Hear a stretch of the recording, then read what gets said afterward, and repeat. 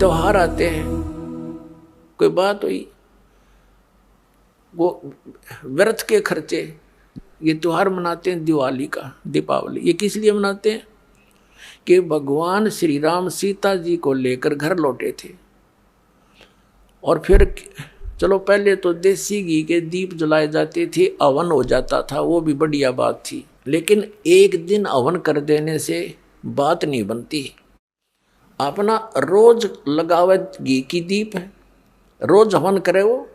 और जब सीता जी को घर से निकाला, फिर भी मनाओ तुम उसने, फिर भी दिवाली मना रहे हो। सीता तो घर से निकाल दी गई थी जिसके आने की खुशी में, और वो दीप जलाए गए थे, और फिर वह निकाल दी करते। वो तो दुखी हुई, वहाँ जंगल में टाइम पास करा बेचारी ने सह परिवार। और श्री राम घर पे, परिवार उसका जंगल में, चाहे राजा के कुछ भी बना रहो, एक छोटे से नगर का राजा, अयोध्या का राजा था, चाहे राष्ट्रपति बने जाए पूरी पृथ्वी का, जिसका परिवार कहीं रहा कहीं वो जीव सुखी हो सकता है, और फिर भी दिवाली बनावें और दीप जलावें। तो इस तरह की जो क्रियाएं हैं ये परंपरा है, सूझबूझ का कार्य नहीं है। फिर बम छोड़ते हैं त्योहार के दिन, कितना प्रदूषण फैलाते हैं, आग लग जाती है। तो यह परंपरा बनाई तो बच्चे आकर्षित हुए, इसको समाप्त करेंगे धीरे धीरे। और क्या की खुशी, एक भगत कह रहा था, बोला जी नाम लेने के बाद ज्ञान हुआ हमें, और पहली बार त्योहार मनाया हमने अपना। हमने 10 वर्ष हो गए ना दिवाली मना ली, ना तीज त्योहार मनाए, और ना होली मनाई। कारण क्या रहा कि हमारा परिवार है, 5-6 भाई हैं मेरे दादा, उसमें किसी का कोई मृत्यु हो जाती है, कभी हमारे घर में हो जाती है। पिछली बार मेरी बहन विधवा होगी, सारा 1 साल तो फिर मनाना ही नहीं कुछ भी, 1 वर्ष पूरा नहीं हुआ इतना दूसरी घटना घट लेती है। और 10 वर्ष हो गया हमने कोई त्योहार मना के नहीं देखा। फिर कहाँ गई वो दीपावली। और परमात्मा कहते हैं इसे गंदे लोक में, जैसे नानक साहब जी से कहा था कि आप यहाँ खुशी नजर नहीं आते, मायूस बने रहते हो। तब नानक साहब जी ने कहा था, ना जाने काल की कर डारे, किसी भी ढल जा पासावे, अर्जिन आते सरते मौत खुड़क दी, उन्होंने के डांसावे। एक समय एक लड़के का ब्याह था, पहले दिन डीजे बजा रहे, घर में भी नाचे कूदे, बहन भी उसकी घुड़चड़ी पे उसका जो निकाली हुआ फेरी, वो भी चित्र समाचार पत्र में। अगले दिन विवाह के लिए जा रही थी बारात, वो दुल्हे वाली कार टकरा गई एक टैंकर से, ट्रक से या टैंकर से। 6-7 सदस्य थे, घर के भी थे उसमें 2-3 और वो दुल्हा भी, सारे मर गए।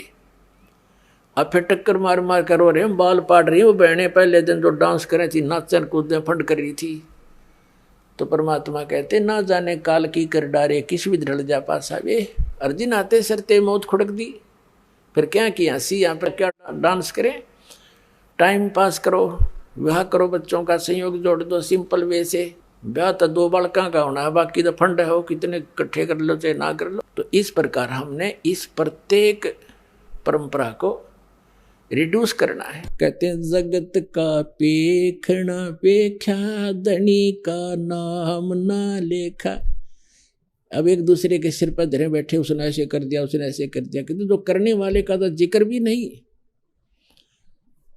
तो इस प्रकार वो त्रेता युग में आए थे भगवान मुनिंदर रूप में परमात्मा। उस समय नल नील को स्वस्थ किया, और श्री रामचंद्र जी के ऊपर जो पहाड़ जैसा दुख था वो पुल बनवाया। और परमात्मा कहते हैं कि धर्मदास जी को समझाते हैं कि तुम इन राम कृष्ण को भगवान मान बैठे, किस आधार से, एक छोटे मोटे इनकी लीला देखकर। कैसे कि श्री कृष्ण जी को तुमने राम मान लिया, भगवान मान लिया, कि उसने गोवर्धन पर्वत उठा लिया, गिरिराज बोलो जिसने। और आपके पुराण बताते हैं, आप खुद कथा सुनते और सुनाते हो कि शेष नाग सारी सृष्टि ने ठारा, जिसके ऊपर पृथ्वी भी, सारे लोग ग्रह भी, प्रह भी। तो एक पहाड़ के ठाण तो भगवान मान लिया, तो शेष नाग क्यों नहीं माना तुमने परमात्मा। और फिर आप ये भी कथा सुनते हो श्री राम के उसमें कि द्रोणागिरी उठा कर ले आए भगवान, ये हनुमान जी द्रोणागिरी उठा ले। तो इनमें भगवान हनुमान भगवान क्यों नहीं। क्या बताते हैं के गोवर्धन श्री कृष्ण धारो और द्रोण गिरी हनुमंते, शेष नाग सब सृष्टि उठारा इनमें कौन भगवंते। फिर क्या बताते हैं, कहते हैं समुद्र पाट लंका गयो वो सीता को भरतारे, और अगस्त ऋषि ने ये सातों पी लिए इनमें कौन करतारे।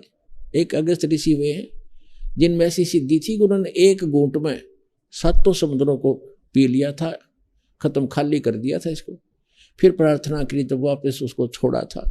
तो परमात्मा कहते हैं तुम मानते हो कि श्री रामचंद्र जी ने समुद्र पर पुल बना लिया इसलिए भगवान मान लिया।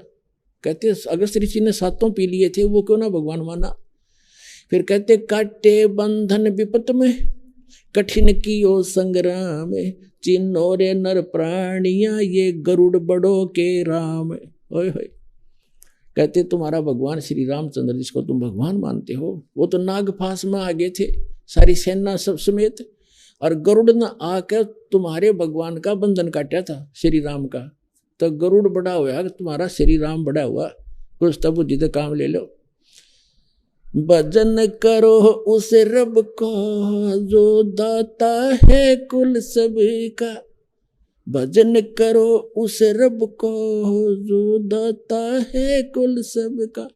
वो है कबीर इज गॉड, धानक रूप रहा करतार, अनंत कोट ब्रह्मांड का एक रति नहीं भार, और सतगुरु पुरुष कबीर हैं ये कुल के सरजनार। हम सुल्तानी नानक तारे दादू को उपदेश दिया, जात जुलाहा भेद नहीं पाया वो काशी माए कबीर हो। बोलो सतगुरुदेव।